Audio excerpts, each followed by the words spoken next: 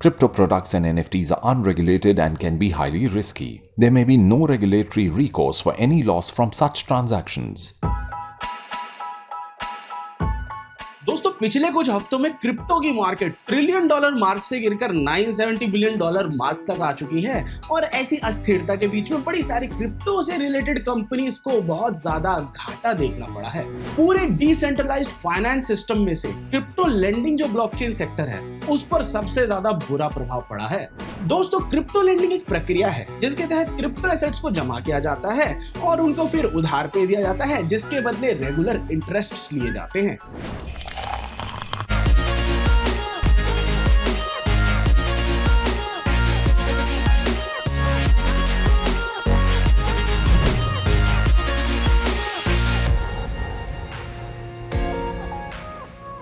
तो फिर तो जाहिर है कि क्रिप्टो लेंडर्स होते हैं वो कंपनीज और प्लेटफॉर्म्स जो कि ऐसी सुविधाएं लोगों को प्रदान करती हैं। नमस्कार मित्रों, मैं हूं आपका दोस्त आदित्य नाझा। स्वागत है आपका क्रिप्टो अनफिल्टर्ड के एक नए एपिसोड पे, जहां पे हम बात करेंगे क्रिप्टो लेंडिंग के बारे में, इसकी दुनिया में और गहरे गोते लगाएंगे और ये देखेंगे कि अभी जो बियर मार्केट चल रही है इसका क्रिप्टो लेंडिंग की दुनिया पर क्या असर हुआ है।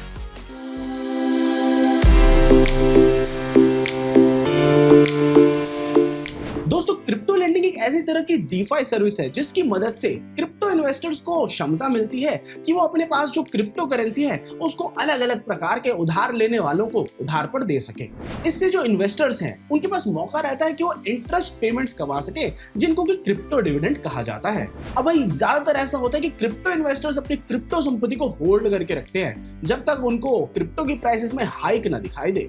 क्या आपको ये बात पता है कि अगर आप अपना पैसा एक क्रिप्टो बेस्ड सेविंग अकाउंट में डालेंगे तो उसमें आपको भविष्य में इंटरेस्ट अपने पसंद की क्रिप्टो करेंसी के रूप में मिल सकता है।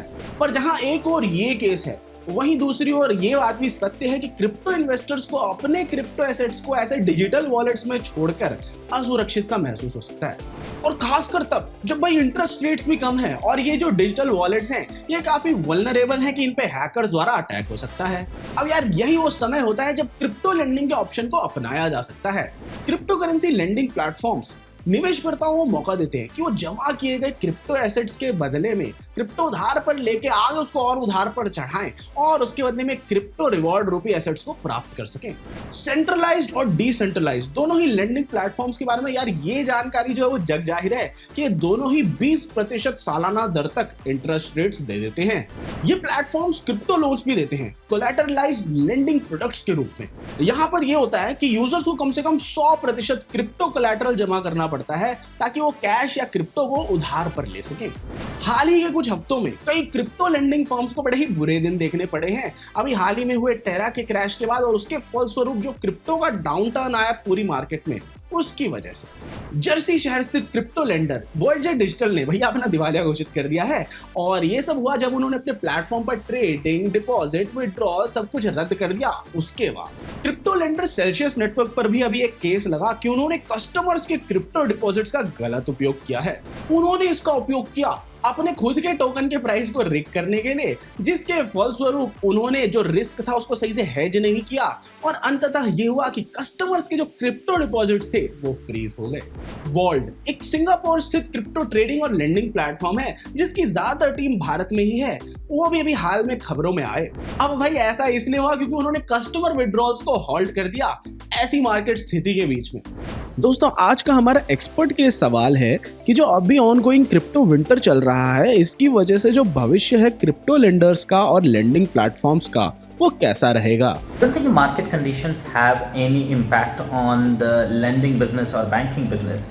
These are some of the businesses which are evergreen and despite of the market conditions. Certainly during the bull market you have more external capital flowing into the market and taking the assets price up and increasing the whole market size, and certainly the lending platform also get a good chunk of that business.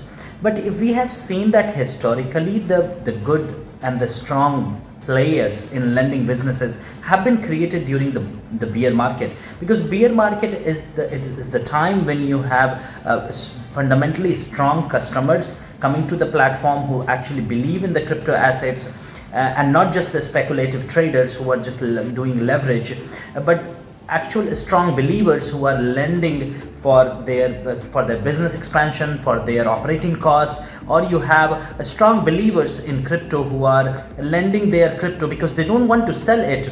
And if you see now the market have gone down from $3 trillion to less than $1 trillion.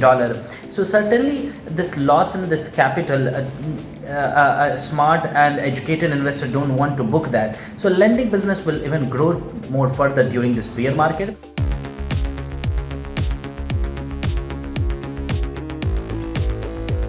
अब आइए देखते हैं उन महत्वपूर्ण घटनाओं को जिन्होंने crypto जगत में उथल पुथल की पिछले कुछ दिनों में। यूएई जो है वो भी हाल में सुर्खियों में आया क्योंकि वो विश्व का पहला हॉस्पिटल लॉन्च करने वाला है मेटावर्स में, जहां पे कि कस्टमर्स आ सकेंगे कंसल्टेशन लेने के लिए अपने डिजिटल अवतार्स के रूप में।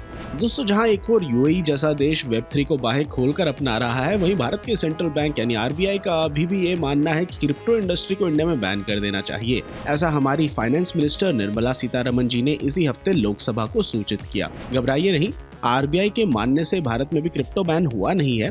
इंडिया ऐसा कोई भी कदम उठाने में अभी तत्पर नहीं है जिससे वो ग्लोबल फाइनेंशियल सिस्टम से बाहर हो जाए। निर्मला सीतारमण जी की माने तो भारत सिर्फ तभी क्रिप्टो बैन करने के बारे में सोचेगा अगर बाकी के देश भी इसी दिशा में सोचे। जहां भारत अभी भी अपने क्रिप्टो रेगुलेटरी लॉस की प्रतीक्षा कर रहा है, वहीं यूके और यूएस ने अपने अपने देश के लोगों को बोला है कि अगले कुछ दिनों के अंदर क्रिप्टो लॉस पर अपनी ओपिनियंस गवर्नमेंट के साथ शेयर करें, जिन्हें बाद में इंस्पेक्ट किया जाएगा और इनके अराउंड यूएस और यूके अपने क्रिप्टो लॉस रिलीज करेंगे।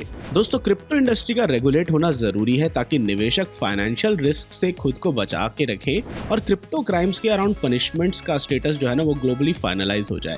क्रिप्टो में स्कैम्स तो यार लगे रहते हैं, जैसे कि हाल ही में अभी प्रीमिंट नाम के एक एनएफटी रजिस्ट्रेशन प्लेटफॉर्म को हैक कर लिया गया और 320 कीमती एनएफटीज करीब $4 लाख की उस प्लेटफॉर्म के यूजर से चुरा ली गई।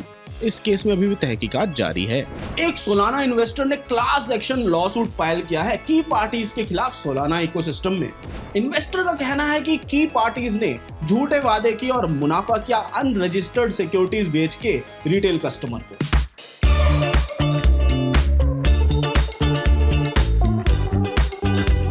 बहुत दिनों के स्लम के बाद क्रिप्टो इंडस्ट्री की मार्केट कैप इस हफ्ते $1 ट्रिलियन के मार्क को पार कर गई, जहां बिटकॉइन $24,000 यानी कि करीब 19.2 लाख रुपए के मार्क तक पहुंचा। वहीं ईथर ने भी $1,524 यानी करीब 1.22 लाख के प्राइस पॉइंट को छू दिया। डोजकॉइन और शिबा इनू के प्राइसेस में भी यार बढ़त देखने को मिली। साथ ही दूसरे ऑल्ट कॉइन्स जैसे Solana, Cardano, ripple, polygon, USD coin, Binance USD और पोल्काडॉट जैसे क्रिप्टो करेंसीज ने भी प्रॉफिट्स बटोरे। अब ये देखने की बात है कि क्रिप्टो इंडस्ट्री इस रिकवरी को जुलाई के बाद बरकरार रख पाती है या फिर नहीं।